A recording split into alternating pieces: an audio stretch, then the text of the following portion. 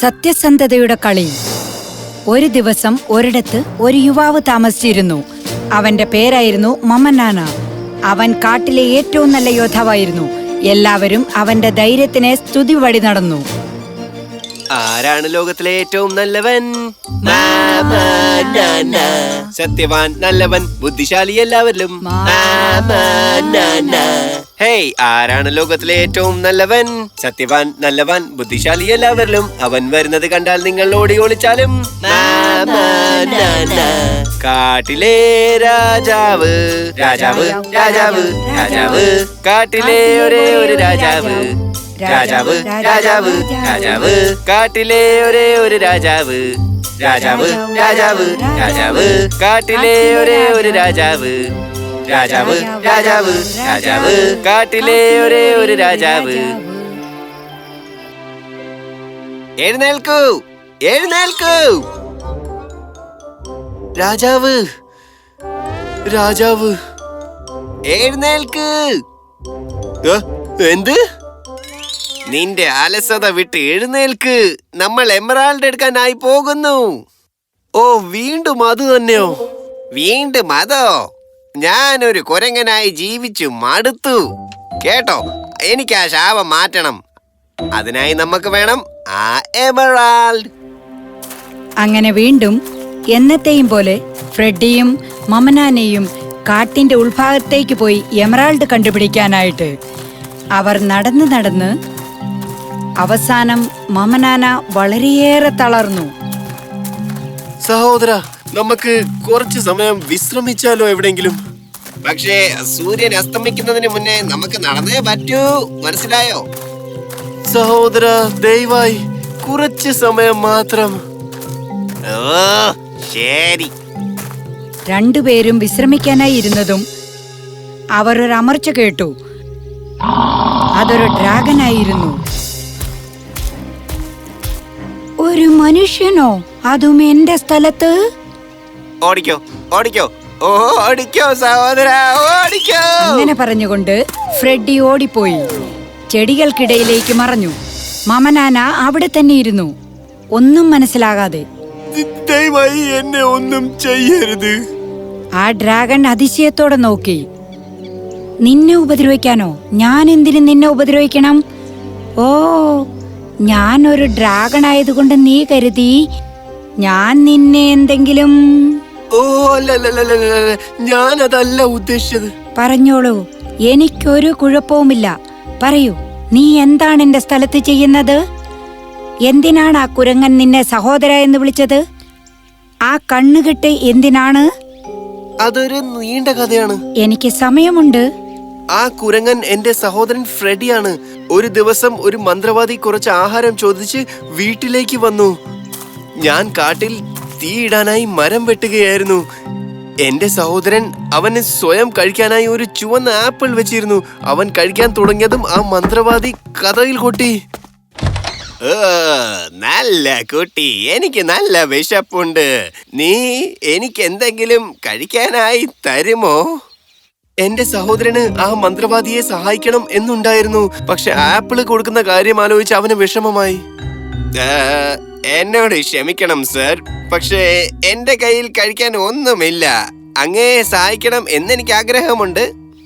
ആ മന്ത്രവാദിക്ക് നല്ല മണക്കുന്ന ശക്തി ഉണ്ടായിരുന്നു. ഫ്രെഡി കതക് തുറന്നതും അയാൾക്ക് മനസ്സിലായി അവിടെ ഒരു ആപ്പിൾ ഉണ്ടായിരുന്നു എന്ന്. നീ എന്നോട് കള്ളം പറയുന്നു. നിന്റെ കയ്യിൽ ഒരു ആപ്പിൾ ഉണ്ട്. ഇല്ല, ഇല്ല, എന്റെ കയ്യിലില്ല. വീണ്ടും കള്ളം. നീ കുരങ്ങനായി മാറും എന്ന് ഞാൻ നിന്നെ ശപിക്കുന്നു. അങ്ങനെ തന്നെ അവനൊരു കുരങ്ങനായി മാറി. ഞാൻ തടിയുമായി വന്നപ്പോൾ എന്റെ വീട്ടിൽ ഒരു കുരങ്ങൻ ഇരുന്ന് കരയുന്നത് ഞാൻ കണ്ടു. ഞാൻ അതിനെ ഓടിക്കാൻ നോക്കിയപ്പോൾ അത് എന്നോട് സംസാരിച്ചു. ഞാൻ ആ തടികൾ താഴെയിട്ട് ആ മന്ത്രവാദിയെ തേടി ഓടി. ഞാൻ അയാളെ കണ്ടുപിടിച്ചപ്പോൾ തന്നെ ഞാൻ ആ ശാപം മാറ്റാൻ അപേക്ഷിച്ചു. നിന്റെ കയ്യിൽ കഴിക്കാൻ വല്ലതുമുണ്ടോ? അതെ, എന്റെ കയ്യിൽ ഒരു ചെറിയ കഷ്ണം വെണ്ണയുണ്ട്. ഞാനത് മന്ത്രവാദിക്ക് കൊടുത്ത് അയാൾ അത് വാങ്ങിയില്ല. അയാൾ എന്നെ നോക്കി ചിരിച്ചു. നീ സത്യസന്ധനാണ് എന്ന് എനിക്ക് തോന്നുന്നു. എനിക്ക് ഇഷ്ടപ്പെട്ടു. പറയൂ. നിനക്കെന്താണ് വേണ്ടത്? കാട്ടിന്റെ ഉൾഭാഗത്തായി ഒരു എമറാൾഡ് ഉണ്ട്. അത് ദിവസ സമയത്തെ കാണപ്പെടുന്നുള്ളൂ, അതിന്റെ യഥാർത്ഥ രൂപത്തിൽ.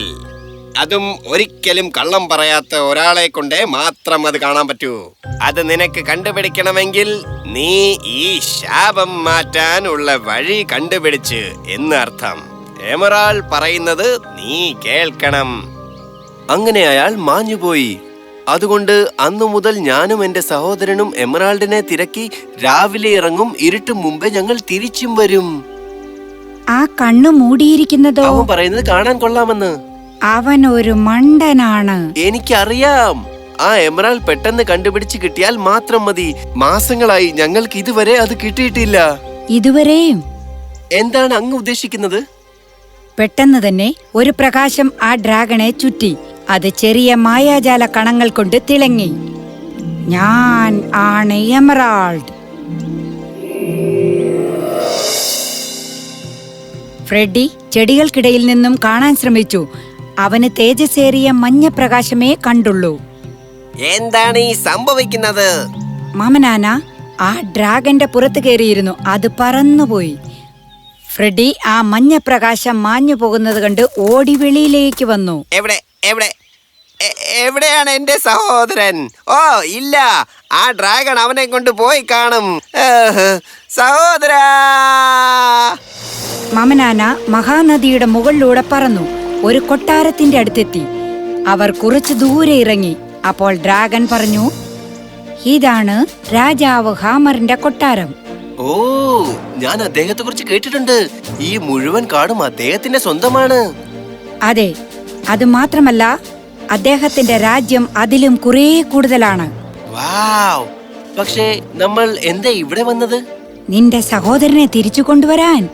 ഡ്രാഗൺ മമനാനയോട് ആ രാജാവിന്റെ സ്വഭാവത്തെക്കുറിച്ചൊക്കെ പറഞ്ഞു. പിന്നെ അദ്ദേഹത്തിന്റെ സത്യത്തിന്റെ കളി കളിക്കുന്നതിലുള്ള കമ്പത്തെക്കുറിച്ചും. അയാൾ ഈ കാട്ടിന്റെ യഥാർത്ഥ ഉടമസ്ഥയായ മാലാഖമാരെ ബന്ദിയാക്കിയിരിക്കുന്നു. അഥവാ നീ എങ്ങനെയെങ്കിലും രാജാവിനെ അയാളുടെ തന്നെ കളിയിൽ തോൽപ്പിച്ച് മാലാഖമാരെ മോചിതയാക്കിയാൽ അവർ നിന്റെ സഹോദരന്റെ ശാപം മാറ്റാൻ സഹായിക്കും. ഇത് വളരെ സന്തോഷമുള്ള സ്ഥലമായി മാറും. ഇന്നാ ഈ വജ്രത്തിന്റെ കൊമ്പ് കൊണ്ടുപോയി ഇത് പന്തയ സമ്മാനമായി വെക്കൂ. അദ്ദേഹത്തിന് അത് വേണ്ടിയതാണ്. മാമനാന തലയാട്ടി കൊട്ടാരത്തിലേക്ക് ചെന്നു. രാജാവിന്റെ ഭടൻ രാജാവിനോട് പറഞ്ഞു, ഒരു ചെറുക്കൻ വന്നിരിക്കുന്നു സത്യത്തിന്റെ കളി കളിക്കാൻ, അതും തിളക്കമേറിയ വജ്രക്കൊമ്പുമായി. രാജാവ് വളരെയധികം സന്തോഷിച്ചു. ഇന്ന് എന്റെ ഭാഗ്യമേറിയ ദിവസമാണെന്ന് തോന്നുന്നു. സ്വയം തുറങ്കല്ലിൽ വീഴാൻ ഒരുത്തൻ വന്നിരിക്കുന്നു. മമനാനയെ രാജാവിന് മുന്നിൽ കൊണ്ടുവന്നു. അദ്ദേഹം ആ വജ്രം വെച്ച കൊമ്പ് കണ്ട് അതിശയിച്ചു. ഉടനടി തന്നെ രാജാവ് അവനോട് നിയമങ്ങൾ പറഞ്ഞുകൊടുത്തു. ശരി മകനെ, നിയമങ്ങൾ ഓർക്കുക. എന്തായാലും സത്യമേ പറയാവൂ. ഓ, പിന്നെ വേറെ ഒരു നിയമവും കൂടിയുണ്ട്. എന്നെ ദേഷ്യപ്പെടുത്തരുത് എന്തായാലും. അത് തന്നെ. അഥവാ ഞാൻ ജയിച്ചാൽ എനിക്ക് ആ വജ്ര കൊമ്പ് കിട്ടും. പിന്നെ നിനക്ക് എന്താണ് വേണ്ടത്? അഥവാ ഞാൻ ആഗ്രഹിക്കുന്നു ആ മാലാഖമാർ അവരുടെ കാട്ടിനോടൊപ്പം മോചിതരാകണമെന്ന്. രാജാവ് അത് കേട്ട് വളരെയധികം ദേഷ്യപ്പെട്ടു. പക്ഷെ സ്വയം ആശ്വസിച്ചു. കാരണം അയാൾ ചിന്തിച്ചു, മമനാന ജയിക്കാൻ ഒരു വകുപ്പുമില്ല എന്ന്. എങ്കിൽ ശരി, നമുക്ക് തുടങ്ങാം. ഈ ഗോളത്തിൽ കൈവച്ച് എന്റെ ചോദ്യത്തിന് ഉത്തരം നീ നൽകണം. അഥവാ നീ സത്യം പറഞ്ഞാൽ ഇത് നീല നിറത്തിൽ തിളങ്ങും. അഥവാ അങ്ങനെയല്ല എങ്കിൽ ചുവന്ന നിറത്തിൽ. മമനാന തലയാട്ടി. ഞാനാണോ ഈ ലോകത്തിലെ ഏറ്റവും സുന്ദരനായ ആള്? മമനാന ചെറുതായി പിറുപിറുത്തുകൊണ്ട് പറഞ്ഞു. അതെ. ആ ഗോളം നീല നിറത്തിൽ തിളങ്ങി. രാജാവ് ഹാമർ വളരെ സന്തോഷിച്ചു. മന്ത്രിമാർ എന്തോ ആകാംക്ഷഭരിതരായി. സത്യത്തിലോ? ശരി, നിനക്ക് തോന്നുന്നു ഞാൻ എല്ലാവരിലും നല്ല മനസ്കനാണ് എന്ന്? വീണ്ടും മമനാന എന്തോ പിറുപിറുത്തുകൊണ്ട് പറഞ്ഞു. അതെ. ആ ഗോളം വീണ്ടും നീല നിറത്തിൽ തിളങ്ങി. രാജാവ് സന്തോഷിച്ചു. പക്ഷെ എന്തോ ഉള്ളിനുള്ളിൽ അയാൾ ഭയക്കാൻ തുടങ്ങി. ശരി, അവസാനത്തെ ചോദ്യം. നീ ഇവിടെ എന്തെങ്കിലും രഹസ്യമായ ഉദ്ദേശം കൊണ്ടാണോ വന്നിരിക്കുന്നത്? മമനാന ചിരിച്ചുകൊണ്ട് പറഞ്ഞു.